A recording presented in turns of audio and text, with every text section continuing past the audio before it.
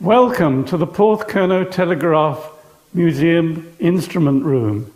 Here is housed an unique collection of equipment dating from the early 1900s. In 1870, the first cable from Porthcurno was laid under the sea to a landing place at Carcavelos near Lisbon in Portugal. This provided the first link in a secure telegraph system, enabling London to communicate directly with India and vice versa. Remember that in those days there was no telephone, no radio or satellite communication, and a letter could take as long as 6 weeks to reach a destination halfway around the world. A cable carrying messages more or less instantly over these vast distances seemed little short of a miracle at the time, and was of enormous importance in the commercial world. The messages reached their destinations by relatively short cables linked together in a sort of chain. Indeed, in later years when automatic equipment came into use, the cable routes were called chains. Prior to that, messages had to be relayed from station to station manually by operators. After the system had progressed to automatic working, each relay station on a cable chain was furnished with equipment which repeated and strengthened the signals comprising the messages. Each station was also equipped to transmit and receive messages from and to paying customers. This type of apparatus is called the keyboard perforator. It was a convenient way of preparing messages for transmission using a standard typewriter keyboard.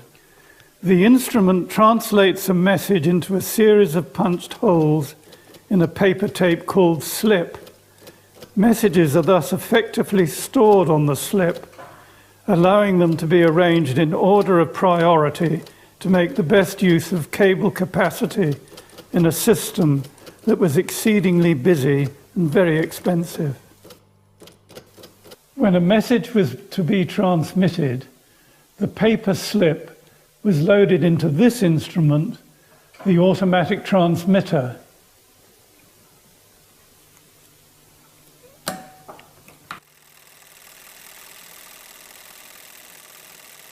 The punched holes made by the keyboard perforator represent the dots and dashes of Morse cable code. The dots are above the center line, the dashes below. The automatic transmitter translates the information into electrical voltages. A dot hole switches a momentary negative voltage into the cable. A dash hole switches a momentary positive voltage into the cable. One of the advantages of this variation of Morse code is that as dots and dashes are of equal duration, dashes take no longer than dots to send, thus speeding up the transmission process.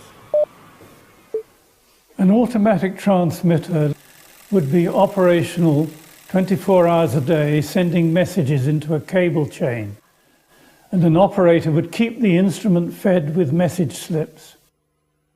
This shows the cable system as it was. These red lines designate the cables going all over the world. Let's take as an example the London to Cape Town circuit. That was routed London to Porthcurno by landline, then Porthcurno to the Azores to St. Vincent, St. Vincent to Ascension, Ascension to St. Helena, and St. Helena to Cape Town.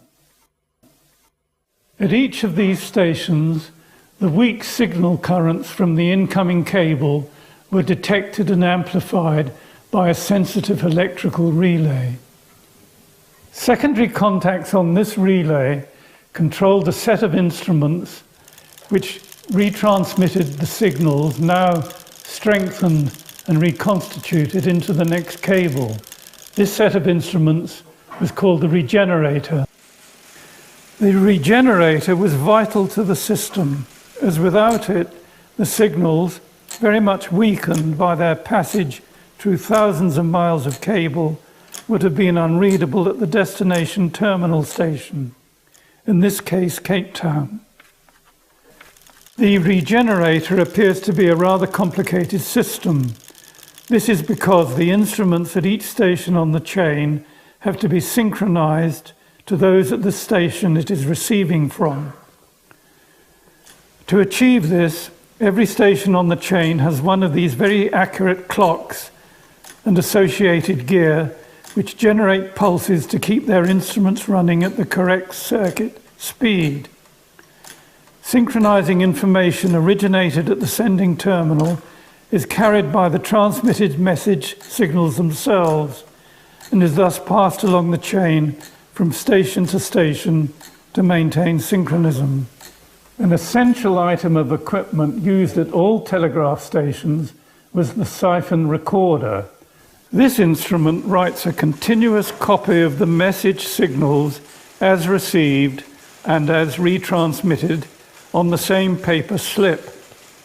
The upper trace is the received signal, the lower trace the regenerated signal. This instrument enabled each station to verify whether a message or part of a message had been relayed accurately. It is called a siphon recorder because it uses a very fine glass siphon tube to draw ink from the reservoir to the paper. The machine could be adjusted to be extremely sensitive.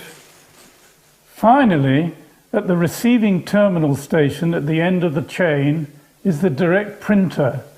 This instrument provides a directly printed copy of the incoming signals being received from the cable.